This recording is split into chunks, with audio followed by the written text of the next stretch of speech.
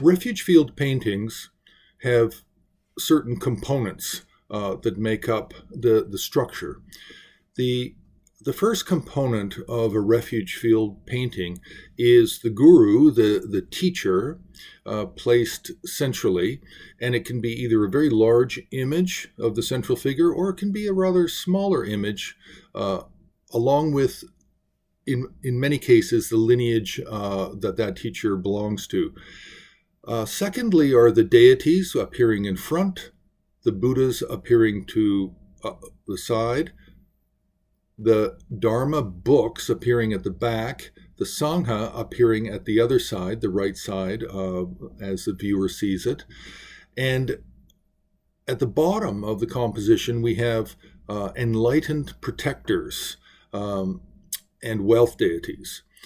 Outside of this grouping of teachers and Buddhas and deities, outside of this, then we have the worldly protectors, the unrealized protectors, and they are represented by the four guardian kings of the directions. So that's the main content of a refuge field. Now, then we have the environment. So the environment can be a ground below, sky and clouds above. It can be a ground with a lake, a tree, and sky. It can be a ground and then a lotus above that. Or it can be a ground, a palace, and then the sky. Or the environment can just be clouds. So we have many different environments. Only some of these would involve a tree. Now, third, the trees. We do have a number of examples where trees are used because, again, we have this tree concept coming from the ninth Karmapa. And then we may have had other texts before that. I just can't cite an example of an actual tree being used, but the ninth Karmapa definitely describes a tree. So with the tree, we can have different types of trees. The ninth Karmapa describes a tree with 5 branches, but it's not clear whether or not one of the branches also means the trunk, the trunk that stands vertical. Then we have no tree.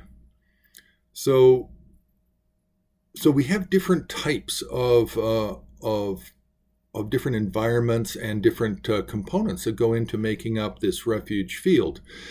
Now, for the lineage depiction, which is very important because it's a central, the very central subject is the teacher, and then the lineage, and then surrounded by these Buddha, Dharma, Sangha, and the deities in front.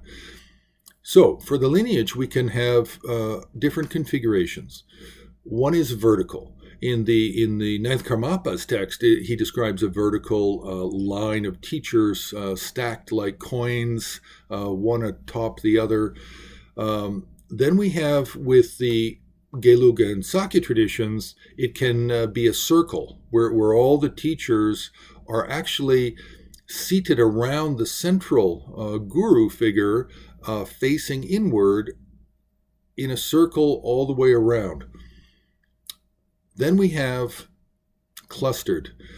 We have many examples of Kagyu, Gelug, Che, Nyingma, Sakya, and Bun, where the teachers are all clustered around a tree, around clouds, or a palace.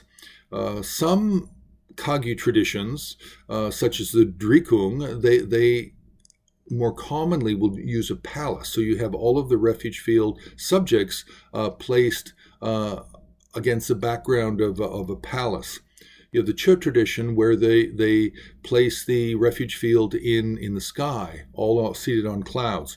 So then you have other Gelug traditions that don't employ a tree. They use a flat lotus, and then they have the entire refuge field arranged on the flat lotus. So there's many different types of ways to depict the field for the accumulation of merit.